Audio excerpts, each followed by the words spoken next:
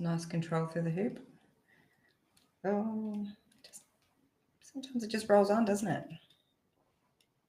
Yeah, yep. Yeah, still an okay rush. Now, just looking at croquet scores at the men's golf croquet, we've got some people playing very well, a few upsets as well. So it looks like in block 2, Bob Martin from Queensland has so far had a clean sweep, so that's really well done. quite good. He's done very well there, and Stephen Forster is also playing well in that block, which is good to see. Yeah. You know, long time AC faithful, playing a bit of golf croquet, which is always interesting. Just look at the women's as well.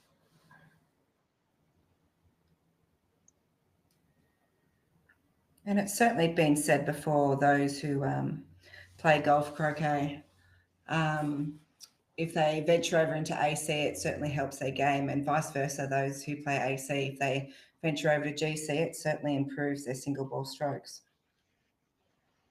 Yeah, absolutely. Quite symbiotic. Very good.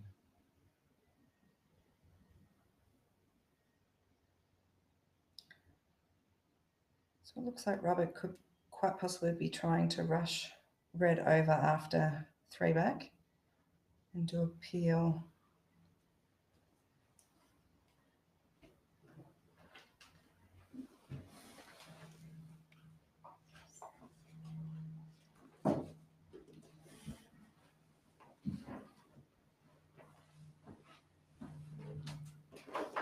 So the women's looks similar. We don't have any real upsets. So Beatty's playing quite well, as is Kate McLaughlin. Elaine Coverdale's still on no losses. So some good play there as well. Nice work.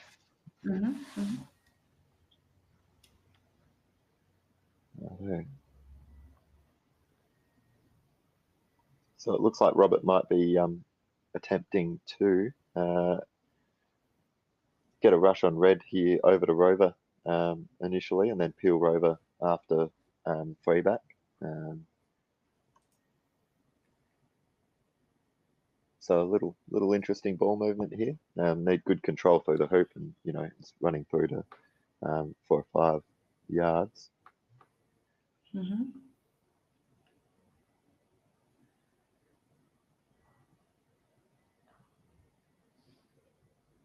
Lovely. It's a pretty good shot. Yeah, a little bit long. Yeah, you can cut that. So he might still try and cut it. Yep.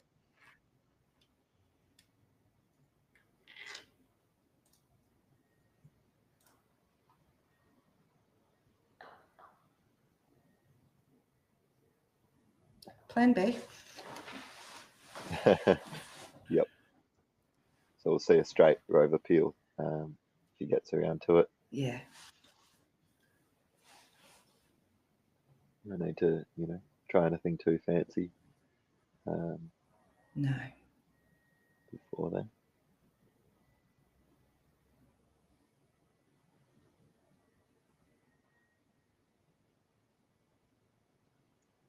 So I haven't seen much, you know, out the back of the venue. There was a housing development going up a few years ago. Do we know anything about what's happened with that? You know, still looks like flat ground behind there. Yeah, that's a bit cheeky. Yes, it is well known that we have purchased land at the back there, and we were been waiting for 5 years now for our house to be built. It is still nothing. We were hoping it was going to be ready for the Mac, but it wasn't to be. But no, we're patient people. We can wait. It's well worth it. Yeah, so it is still on its way. There is going to be you know, housing out the back of Canley, which will be nice to have some structure. a few windbreaks around the venue. Correct. Rather Yes, than being such an definitely. open field. There's And certainly lighten the a lot place up. more infrastructure popping up around. There's a few, you'd call them, I guess, mid-rise buildings and apartment blocks that have been popping up. So hopefully might, look, really, it is pretty windy here. So maybe it'll never make it any different, but we can try. Yeah, yep.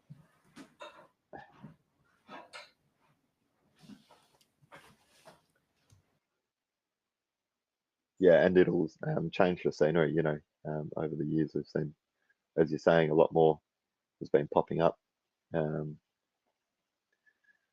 rather than just being, mostly flat around Canley. It is out of Melbourne for those who haven't been to Canley. It's maybe a half-hour drive out of the centre of Melbourne. So it is in the burbs, not in the city, but it is starting to get more developed around the area, and it's good. It's where there's land, to have such a venue of this size. Edward, it looks like I'm off to go and have a bit of a warm up for my next game. I'm going to hand over now, but thanks for having me. No worries. Thank you, Claire. Good luck if you do have a playoff. And if not, I hope you enjoy watching some more croquet.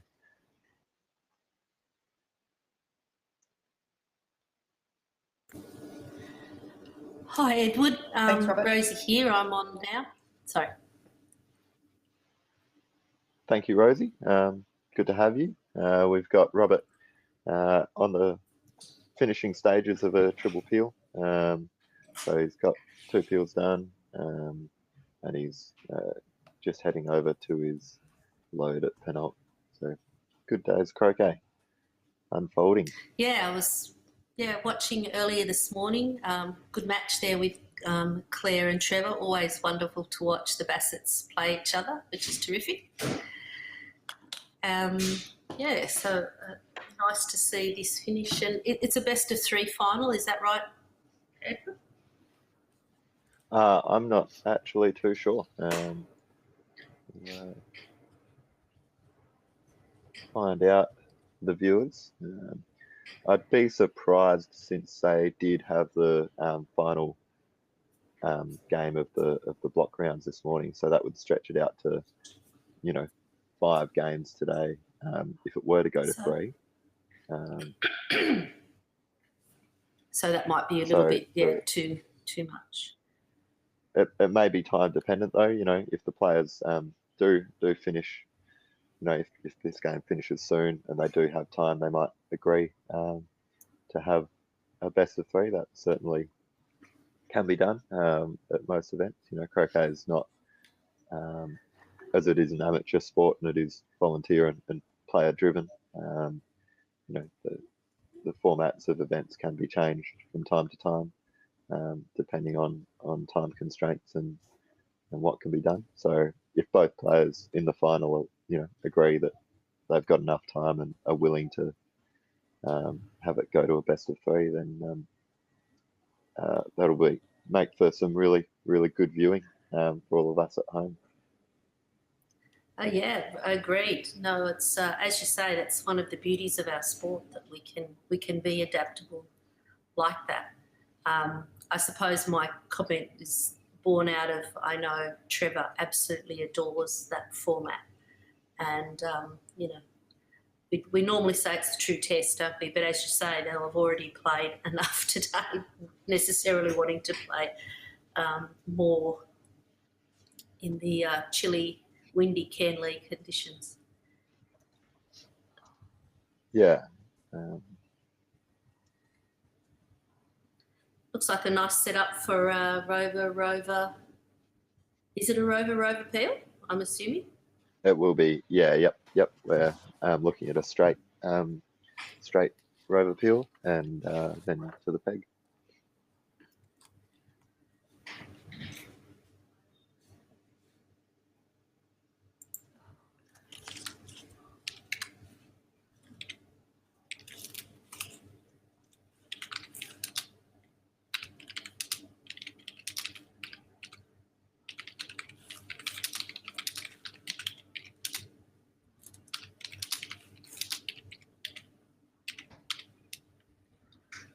Okay. Putting a deep ball or a side ball. I'm not quite sure whether he would consider the black sidey enough. No, so he's going in.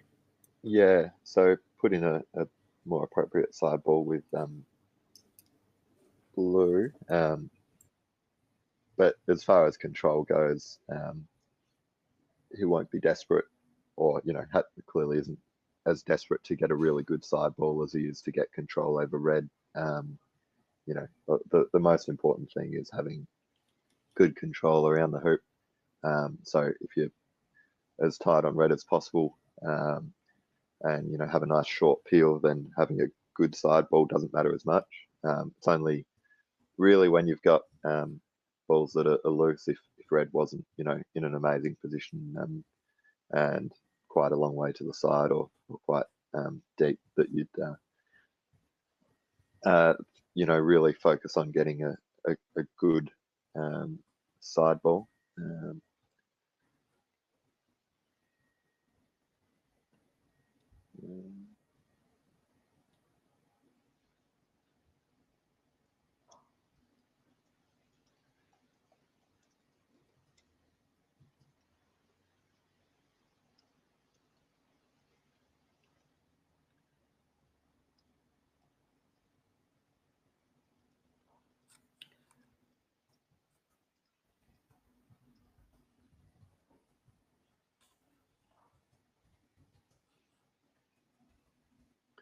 So yeah, straightforward peel as you saw. No need for anything too strenuous as far as the side ball was concerned. So he's got good position to peg out here and take it to the final. So good turn played from Robert.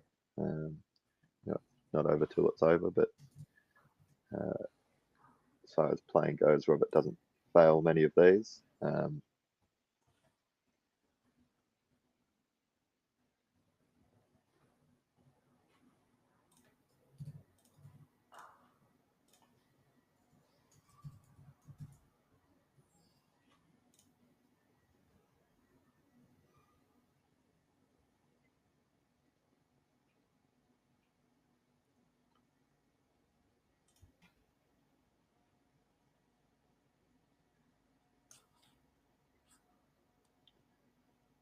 One yard peg out. Well done to Robert. He's taken both, so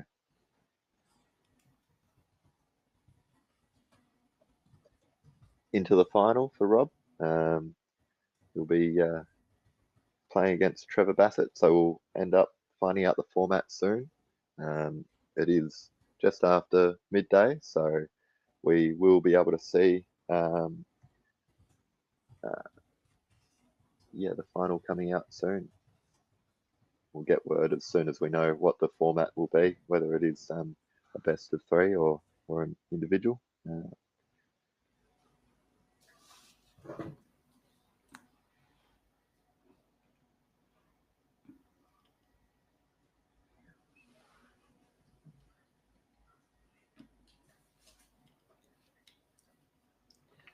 Do you have any predictions for the final, Rosemary?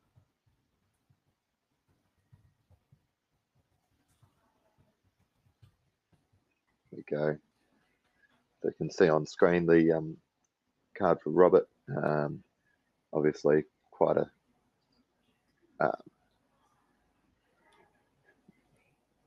adept player. -3 handicap in both versions of the game.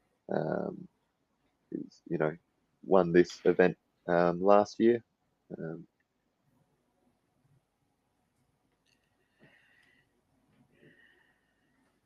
And he's obviously the youngest world champion of all time in Association Croquet. So very good player. Fantastic to watch. Extremely consistent, and really powerful and aggressive with his playing decisions. Sorry about that. I had myself on mute, but I was just going to say, yeah, all those things. And I was going to say the other thing that's really obvious is Robert switching back from the timber mallet. I'm not sure if we've been talking about that today. And going back to, I'm assuming it's the Fletcher, the one he made himself. So, No. So he gave that. the mallet that he was using was actually the Dawson that was made for him Oh, it's a Dawson. in Oh, wow, 2008. wonderful. Yeah, so he'd So gone it's the back long to one. using the Dawson. Yeah, yep. So yeah, Robert's current mallet is his Pidcock that he won the World Championship with, which he's gone back to just as it's, very consistent for him. The reason he had gone back to the Dawson was for the balls, as we've talked about. The new balls have those nuances, and some players, I've been experimenting with wooden mallets as well, can get better results for those balls, as they are. Yeah, yep. They do react differently, so wooden mallets can help overcome that. Yeah. Well, I played with, just are- before swapping to mine, have you ever played with a Percival? I played with a Percival, which is the mallet that Chris Clark used to play with, and he recommended it was beautiful, have to say. Just doesn't hold up to Australian conditions in terms of the timber, unfortunately. And here we've got Lachlan just popped up. Also plays both. Clearly an adept player, all levels of croquet. There you go. So he won the Vic Open doubles last year with Josh, who is playing in this event. So clearly also quite adept at all levels of the game. That's no gift of an event to win. Great to play in. And fairly new to the game, do you think? I'm not sure. Quite obviously modern style, and I haven't seen him before or played against him or met him, so it's good to see more players and more names out at all events. Agreed. It's really good.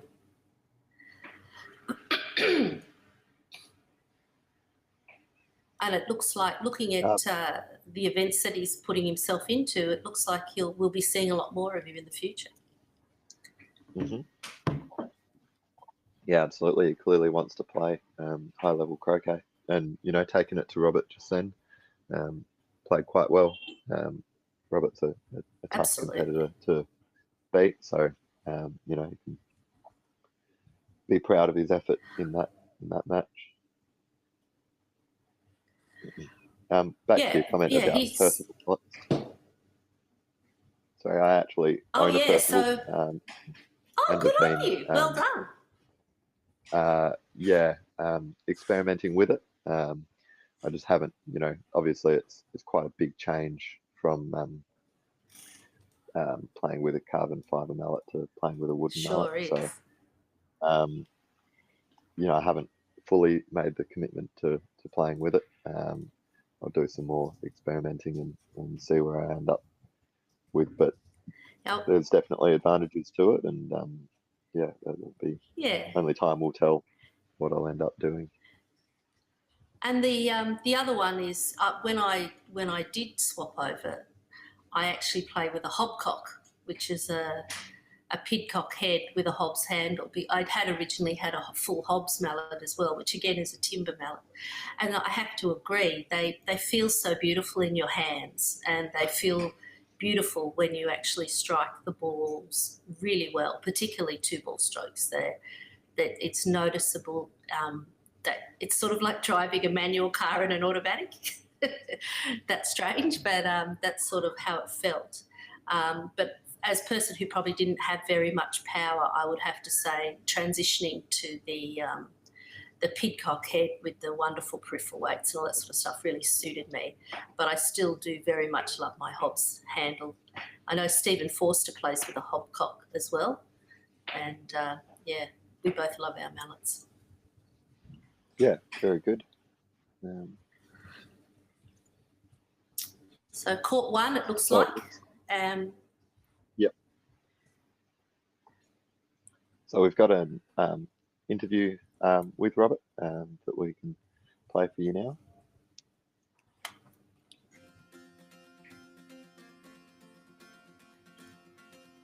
My name's Robert Fletcher, and I took up croquet in 2003, and it was with two of my brothers as a family activity, looking for a sport that we could play together. So when I took up croquet, I was 10 years old. My most satisfying experience in the sport would be the 2017 McRobinson Shield, where Australia won the AC World Team Championships. Australia hadn't won it for 82 years, I think. So it really was climbing Mount Everest for us. The most exciting thing I've witnessed in a game would be 2014 McRobinson Shield. James Deeth undertaking a septuple peel attempt on a diabolical lawn in a World Team Championship, and he didn't complete the turn, but still what he had played during that turn was definitely the best turn I've ever seen. So that was pretty special. My ambitions in the sport for myself personally, I'd like to play more golf croquet. I'd like to play some individual world championships, and some more world team championships as well, if I can. Top tips for a new player: say, get a good mallet. Get something that's made well by a professional mallet maker. Get online. There's heaps of resources out there for beginners. Oxford Croquet website, it's really good. Find someone who's good at the game. Croquet is a great sport in that people are really generous with their time. So find someone who's really good, and get some pointers. Yeah, my tips for established players: make sure you've got a good mallet, and get out to competitions where you're really going to be pushed. Even if you think you're not up to it yet, it's better to get out there and really see the top level players playing, and not just watching them go out and play against them. And then you can really get a feel for what you need to do in training to get yourself up there and competing regularly at the top level. Croquet for me has been I started when I was young, obviously, so I guess it's a bit of a journey of introspection. It's been really good. I mean, you essentially get to you have to figure out pretty quickly how to deal with losing, firstly, and then how you'll deal with winning as well. Yeah, I think as a young person, that was really helpful to be able to go out and kind of compete, and there are lots of parallels in sport to other areas of life. So I'd say really helped me with I guess kind of mental toughness and really riding out the highs and lows of life.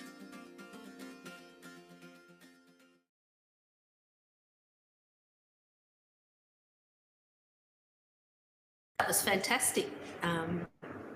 Great to hear Robert speaking about how he started with his brothers, and I think we all know the story in croquet, but it's great for the wider croquet community and anybody watching who doesn't play to see the world champion speaking and talking about the sorts of things that you need. It's very practical advice. Did you find there wasn't much talk about being too tough and all that? It was just putting yourself out there, making sure you've got some good equipment, good tools, and moving forward. I think, Edward, we've got an interview with Brian Reither, and Brian's the guy, Reither, who this event is all about. Any of us who've been to Kenley know Brian really well. One of the best tournament managers in the business, if not in the world. Much respected and much loved across Australia as the manager of this venue and others.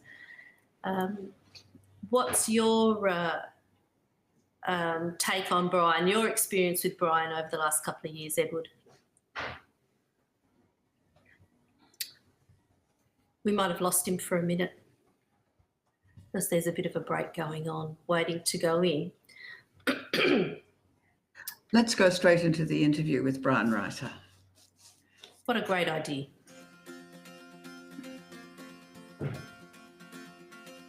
My name is Brian Reither.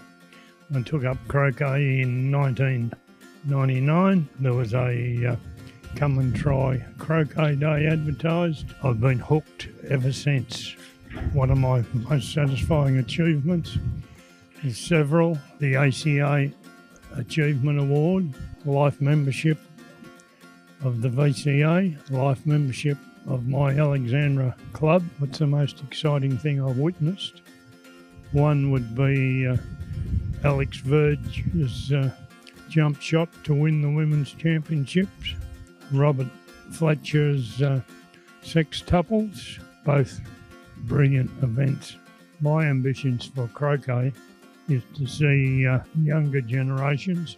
It would be lovely to find a few more Fletcher families and just to see the sport grow and to see it accepted as a sport by the community and not just a social club activity, but a real competitive spirit. One of my top tips for new players: to practice, practice, practice. Fine-tune your shots, put in the time and you will be rewarded. What's the importance of croquet in my life? If you ask my wife and family, croquet has become my life in the last 20 years since I took retirement. What's croquet done for me? It's gave me friends Australia-wide. It's gave me a lot of enjoyment. It's kept me fit and healthy for the last 20 years. The man himself. He underestimates the impact that he's had or has and continues to have in croquet. Looks like someone's come out on lawn 1, but potentially just crossing over to get to their lawn. So are you back with us now, Ed Wood? Yep, I'm here. Great to hear from Brian there. Truly well respected and loved member of the community. So it's good that there is an event in his honour, and good to have some great play out today. And I'm looking forward to this final quite a lot. Should be a close one. You know, Robert not finishing all of his high level turns. I'd say since he's looked to set up a sextuple in every single game so far, that we might be seeing that again if he does get in. And Trevor has been getting close with a lot of his triple peels. So it'll be good to see. You know, he's completed one and then put down 3 others. So you know, if he does get in, he's more than capable of completing one against Robert. So it could go really either way here. 2 players in good form is always what you want to see for the final.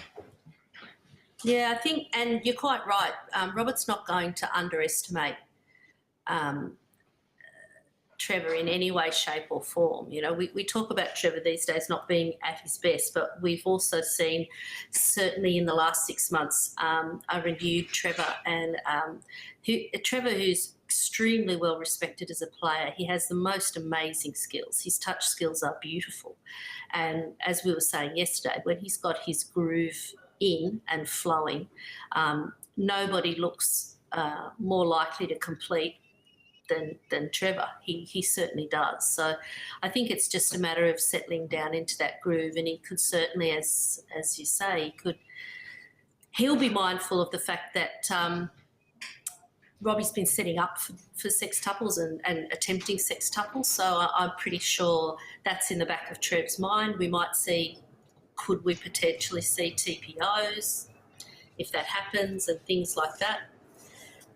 it will be really interesting. I think Kate's got some commentary she'd like to give. Are you there, Kate? Yes.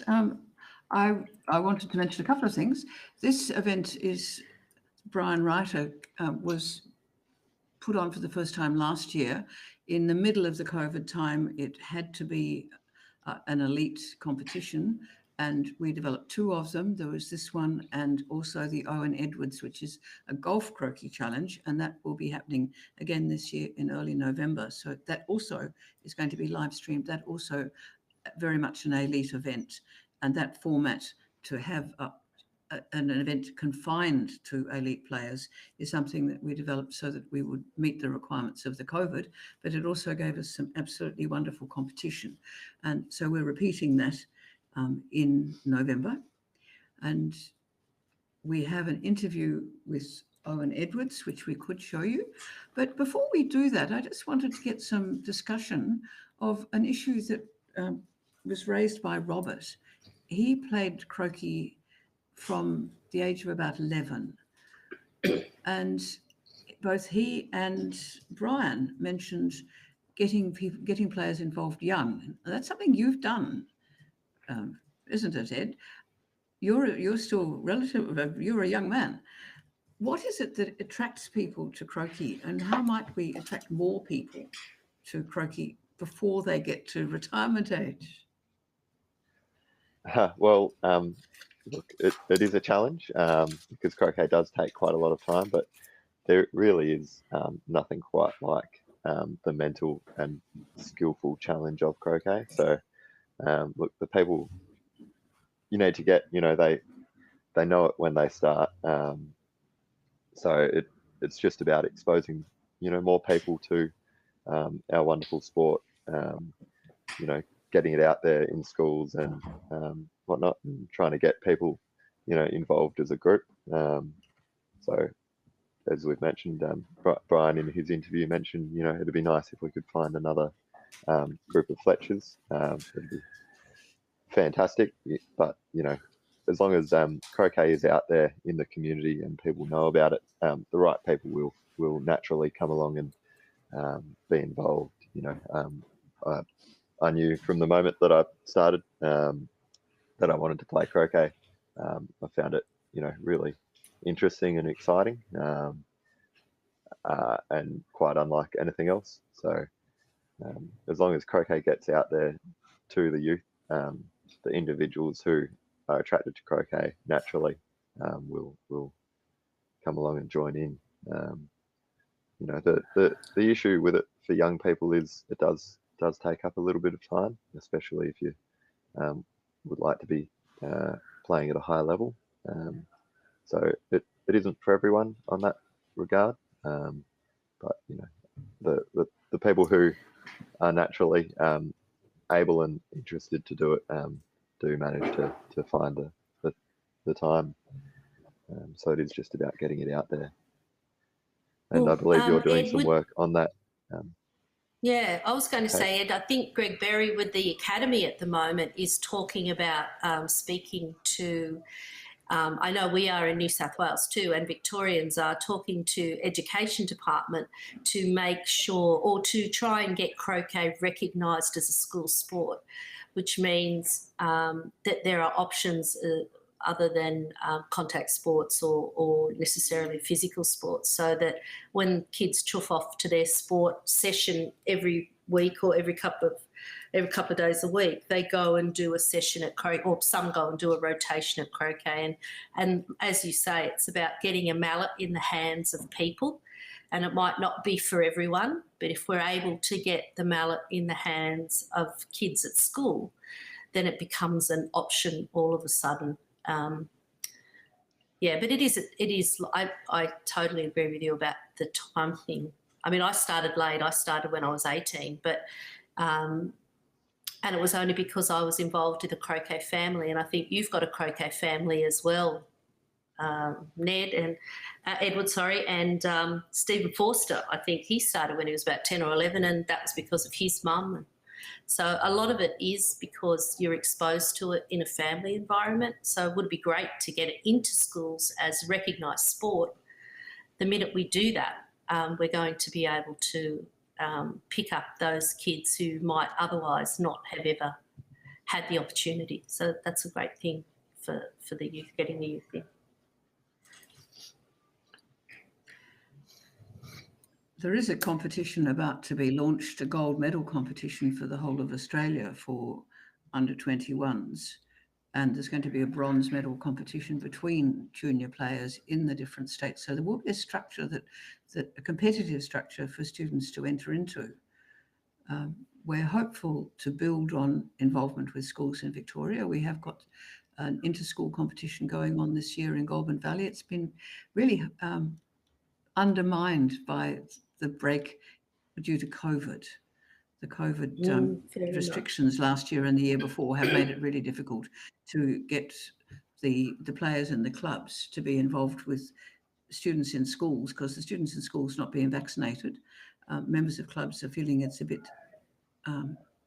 problematic, exposing themselves potentially to catching COVID, and the restrictions have meant that they can't say, well, they have to be vaccinated. So I think now that we're all living with COVID a bit more, those activities will be able to restart. Yes, we're finding exactly what you said in New South Wales. With this term, or the term we're just about to complete now, we've got at least half a dozen clubs that are running reasonably intensive sport for the entire term for year 10 and 11 students. Year 12 students, this is their busy time. And it's been going, the feedback has been very strong. So hopefully we're going to have some... Now we have got the interview with Owen Edwards, so let's have a look at that. And this was a kind of an advance notice of the Golf Croquet Challenge, which will be held here at Canley in early November, the first weekend in November. My name's Owen Edwards, and I belong to Ivanhoe Park and to Kew Croquet Clubs. My wife and I were walking in the park at Ivanhoe. We saw croquet being played. We were fascinated by it. The coach came out. She was a charming lady, Robbie, and we went in, had a few little hits, but my wife and I went back the following Saturday, and the rest is history. I think that was probably about 40 years ago. Yes, well, there's been a slight decline in participation in association croquet, but there's been a dramatic increase in golf croquet. And we've also seen the introduction of gate ball, which is dramatic in Asia, millions playing there. We've also seen a number of games of variations in association, particularly Ricochet, which is probably the most popular game in Queensland. But the game, all told, is growing gradually, nicely. Well, as a player and as a referee, I've got two loves. And as a player, I won the Australian Championships in golf croquet 3 times. And as a referee, I've refereed or been in charge of referees in several world championships. Well, I would have preferred to see achieved a greater growth than we've experienced, and as such I was involved with the VCA and the ACA in promotion activities, and we ran numerous exhibitions in the exhibition building and at Jeff's shed and places like that to make the public more aware of the game. It's been a very slow process in that regard. The thing that worries me a little bit is that there are several variations being played of association croquet, ricochet, cue croquet and a few others. And I don't think it's a good idea to go too far away from the main game because that's what it really is, and it's the test of skill that is so enjoyable. It's made me enjoy getting out and getting my vitamin D ration because vitamin D is caused by getting some sunlight on your body. And I enjoy the outdoor environment. I think more than anything it's been the refereeing side, even though I've enjoyed the playing side more than the refereeing side, but it's attitude that is important, and the whole idea of croquet is that it's played by people who have good manners, and I like demonstrating as a referee good manners rather than being dictatorial, and I think that that's a change in society that can benefit us all. My top tip for a player, well, firstly, one should make sure that they've got a decent mallet, and whatever money you spend on a mallet, it really doesn't matter, they last forever. And whereas when I used to play squash and tennis, I'd break them regularly. As a matter of fact, I think I almost went broke playing squash because when you smack your racket against the wall, that's another $150 gone. But croquet, you can just have one mallet and it will last you forever. Another top tip, yes, there are occasions where I've surprised myself and I've learnt about myself because being in uncomfortable positions, facing being knocked out of the event, something seems to get hold of me and I become a different person. Not in a nasty way, but in an internal way where I feel that I have to do better. I have to rise above my normal mediocre sense. And I've had some success in channeling that. On 3 occasions, I found myself running behind and it looked as though it was all over, but something seemed to overcome me, and within my body, within my brain, something arose and made me determined to play better, and strangely I succeeded. And nobody was more surprised than me, but it was determination not to be, not to lose.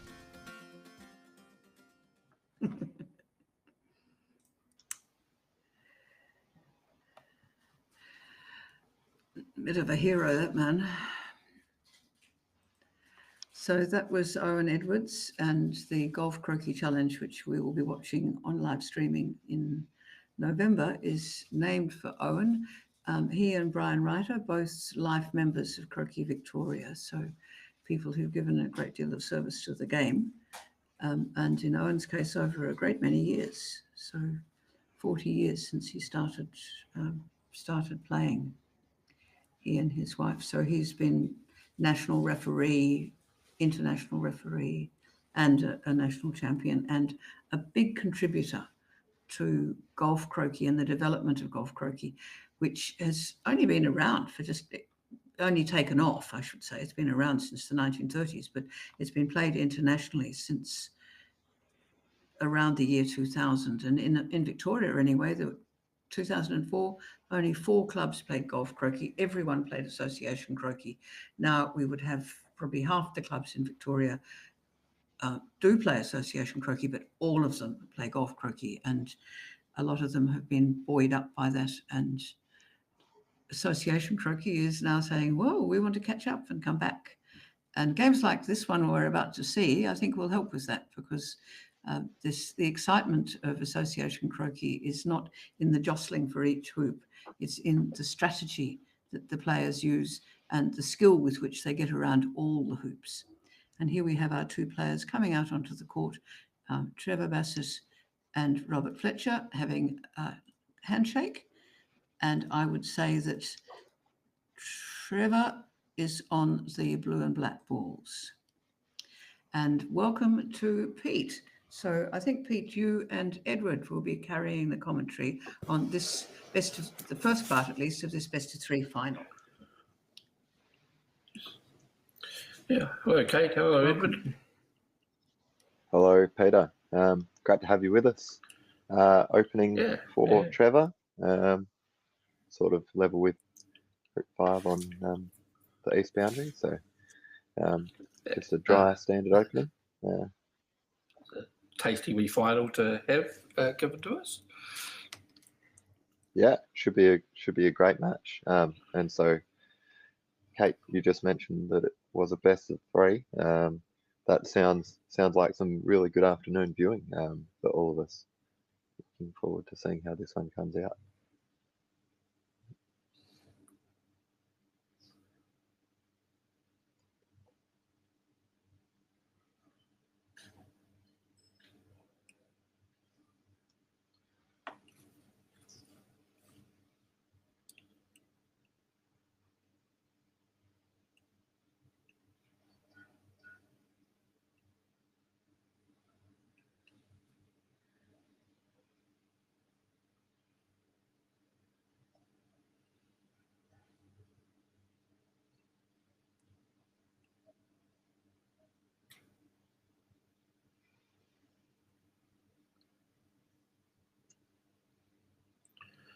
It's probably not the worst miss. It'll be quite a tight double for Robert. He won't be able to make 2, Yeah, Oh, unless the double from A balk Yeah. is a little bit more juicy. it looks pretty close, doesn't it? Yeah. Yeah. Yep. I think Robert hasn't even looked at anything else. That's yeah. So Yeah. first opportunity for The- Robert here if he does hit. I was thinking of the B balk double where you can, set it how you like. Deal with a bit of curly lawn and put a little bit of gap or no gap. But this is a pretty good target for Robert. Yep.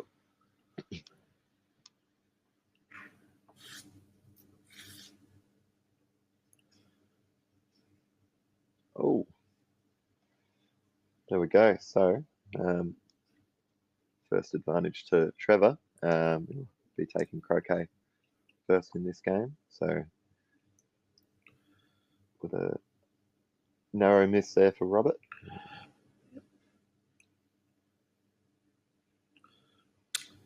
With black and blue touching, do you know, Edward? I didn't quite see how he lined them. Couldn't quite see on that angle. They look. Oh yeah, there we go. So yes, they were. Oh no, he's just straightening them up. Okay. So Trevor's got an option to try and rush blue into yellow here, try and get it out of the lawn a little bit, or try and get a cannon, which it looks like he has done.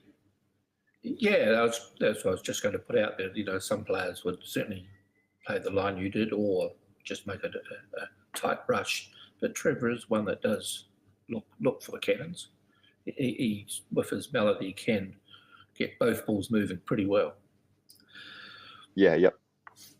And quite experienced at various different cannons across the lawn, so really knows what he's doing in terms of these style of shots, which helps, just having a knowledge of how these cannons work. A lot of inexperienced players, may struggle to work out where they want to put the balls to get them to go to the end result, but Trevor will know exactly where these balls are going when he plays this shot, and he looks to have played a really, perfect, really. Isn't it? That is a tremendous shot. Oh my golly! I think that's probably one of the best cannons I've ever seen.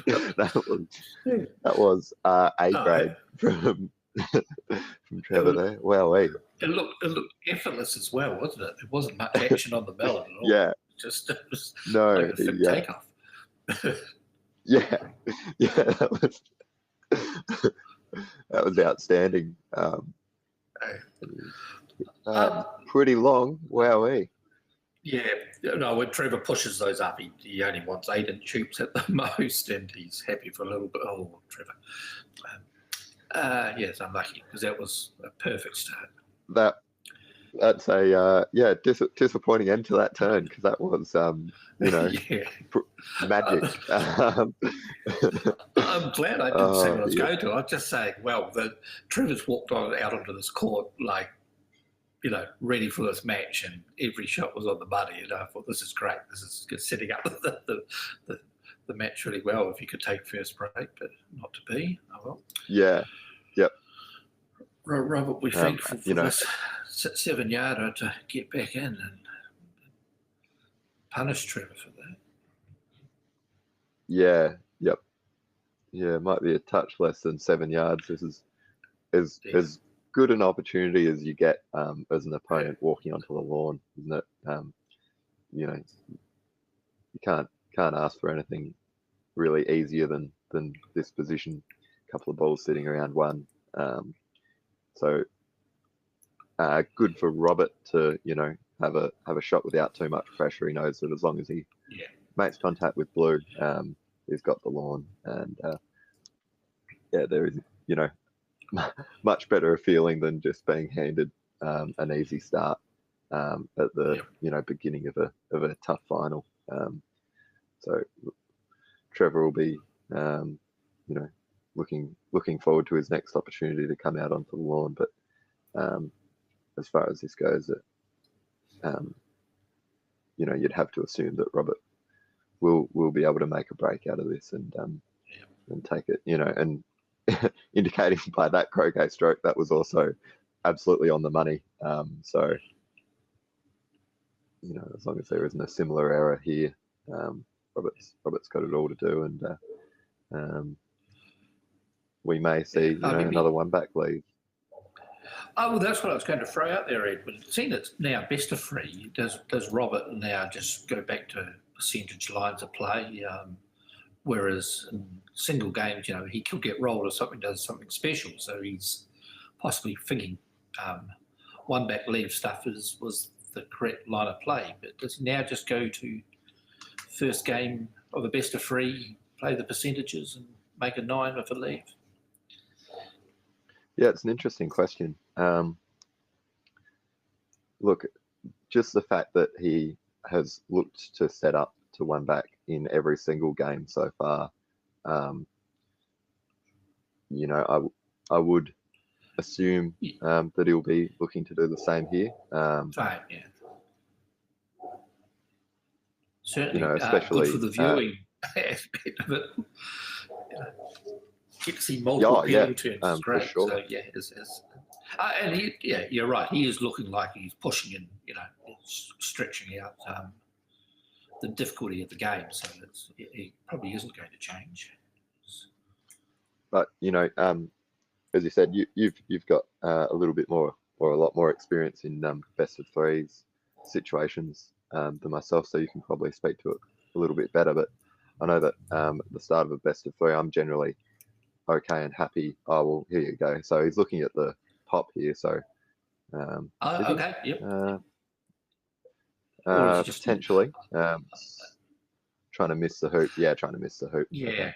So that would have been a pretty immediate indication if he did.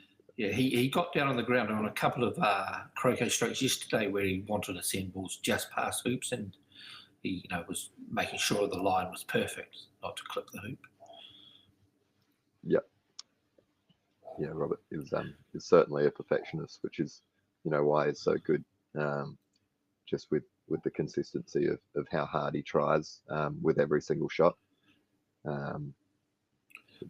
He's playing at a good clip as well. He looks very relaxed out there. Yeah. Yeah. Yep. And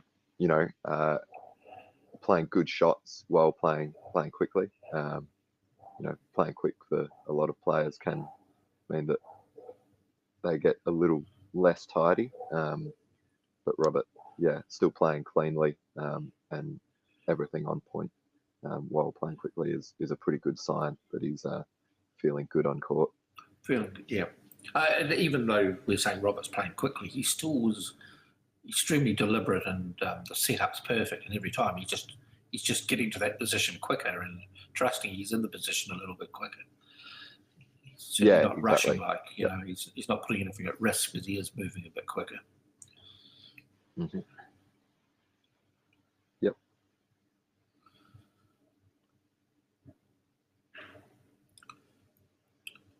Yeah, I mean, the obvious thing is Trevor will be disappointed. He was running a lot of those little close hoops quite well, what I saw this morning, because as you say, Trevor does push that ball up to give him a very short hoop run.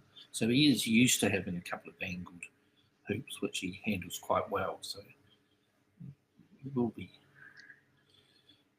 pretty well miffed at that because he's been getting through those Yeah, leads. I guess you know, it did look quite angled, you know, up to 40 degrees, I'd say, comfortably. So not an easy one to run. You don't have to be far off, do you? You know, when you get a healthy part of the leg, it's not going through. Yeah, exactly. Yep. Yeah, and if these hoops have been tightened up, you know, you can see on this camera angle particularly that the carrots are sticking out of the ground. So that's an indication that they are in quite, you know, probably in quite firmly. And these, you know, I would think for a high level event, these have been reset before the final. So I've been seeing them out there checking the hoops, and certainly yesterday Mike Conn was out there tapping them down and checking them all whenever he had an opportunity. So it's good. Yep. Makes it the toughest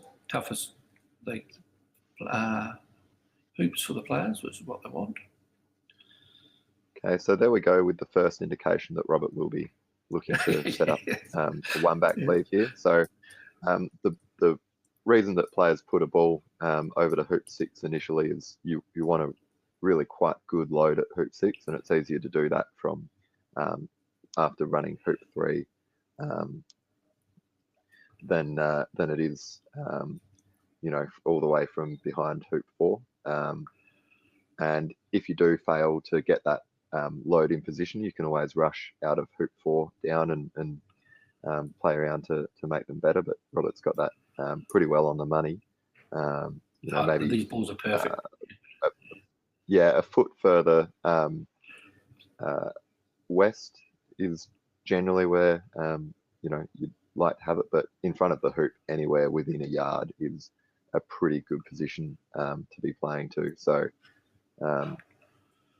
this does look like, just from that early indication, you know, it might have just been where yellow had ended up as his pivot, that he felt more comfortable putting it there than pushing it up early, but it is, you know, and where blue's gone. So we should be seeing another SXP attempt here.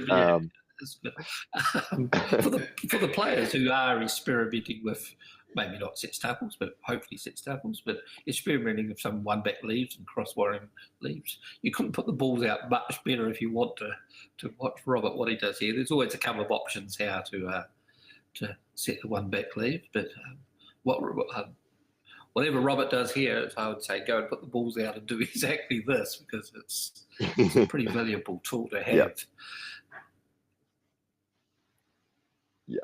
And just the fluency with which he's playing. I don't know. I'm pretty keen to see this if he does, you know, get a chance to have a go at it. This is why we love watching high level croquet. You know, it's, as Rosie mentioned just previously, it's not as exciting with, you know, every single shot being exciting. It's exciting in the situation of what they're doing and how technical all of these shots are. You know, Robert's really precise, and when he's playing quickly and with a lot of precision, it's an absolute joy to watch. So fantastic that this is being live streamed, and you never know, could be putting it on for the cameras. Rosie loves watching Robert do this stuff. It's perfect scenarios. Just pushing the boundaries always, and playing to Robert's strengths, but not just playing stock standard stuff. Why it's good to watch Robert does. I was just wondering if there is two lines of play. I kind of play the line of play Robert has here, but there is quite a few players that rush that blue ball up past the black ball or the yellow ball and stop shot it down to control this hoop better. But the takeoff is Well, that's what kind of Robert what I got shown intended to very do in early the on. last game. Yep. Yeah, but it so shows it that's both what Robert ways, did in the last game. Really, the way I was taught to do it, you know, you'd generally be looking to take off if the ball at hoop 6 is in a really good position. It's good, yeah. Yep. So you know that you're going to be able to control that hoop and get your rush back, so you can try and get a better position on the ball down at hoop 1. So blue's in a quite good position for where Robert is playing, except he's rushed that right onto the back of yellow, so he's got a little bit of work to do. Got a bit of work to do. You know, he's going to need a good rush on that blue ball, isn't he? Yeah, exactly.